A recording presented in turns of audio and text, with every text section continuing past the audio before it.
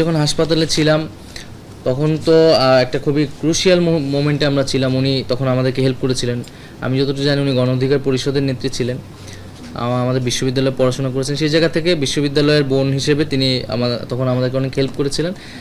আর আমার পক্ষ থেকে তো আসলে আমাকে যখন তুলে নেওয়া হয়েছে বা কথা বলারও কেউ ছিল না।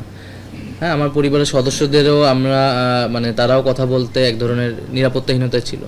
তো তখন তিনি আমাদের পক্ষ থেকে অনেক জায়গায় হয়তো কথা বলেছেন, এগুলো আমরা তখন অত নজর রাখারও সময় পাইনি বা খেয়াল করারও সময় পাইনি। তো এইটাই হচ্ছে তার সাথে। আমার নিজের কোনো বোনই নেই, আমরা দুই ভাই। তো আসলে বোন নাই। ও আচ্ছা, না না, ওনার সাথে তো আমার আসলে আগেও যোগাযোগ ছিল না, এবং এরপরে এত ব্যস্ততার ভিতরে আমি ওনার সাথে এখনো যোগাযোগ